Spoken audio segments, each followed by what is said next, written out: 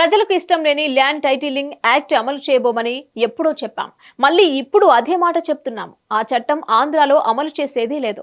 అసలు భూములపై కొత్త టైటిలింగ్ యాక్ట్ తీసుకురావాలని రాష్ట్రాలపై బీజేపీ సారథ్యంలోని కేంద్రం ఒత్తిడి తెస్తూనే ఉంది. ఇప్పుడు అదే బీజేపీతో టీడీపీ జట్టు కట్టింది. ఇప్పుడు మళ్ళీ అదే ల్యాండ్ టైటిలింగ్ చట్టం మీద టీడీపీ నాయకులు వక్ర భాష్యాలు చెప్తున్నారు. దేశవ్యాప్తంగా దీనిపై ఏకాభిప్రాయం వచ్చిన తర్వాతే ఆలోచన చేస్తాం. అసలు ఈ చట్టం రాష్ట్ర ప్రభుత్వం నిర్ణయం కాదు. ఇక మా ప్రభుత్వంలో రైతులకు మేము చేసేలా అనేక సంస్కరణలు చేశాం. సమగ్ర భూ సర్వే ద్వారా ఎంతో మేలు చేకూరుతోంది. అత్యాధునిక టెక్నాలజీని సర్వే కోసం వినియోగించాం. గ్రామ సచివాలయంలోనే రిజిస్ట్రేషన్ చేసుకోవచ్చు. మొత్తం కంప్యూటరీకరణ జరుగుతోంది. ఆటోమేటిక్ గా మ్యూటేషన్ జరుగుతోంది. ఇవన్నీ తెలిసి కూడా వాళ్ళు తప్పుడు ప్రచారాలు చేస్తున్నారు. అలాంటి జగన్ మీకు భూములు తీసుకునేవాడిలా కనిపిస్తున్నాడా? స్వతంత్రం వచ్చిన తర్వాత ఎప్పుడైనా ఇలా జరిగిందా? ఇంత గొప్ప నాయకుడు ఎక్కడైనా ఉన్నాడా?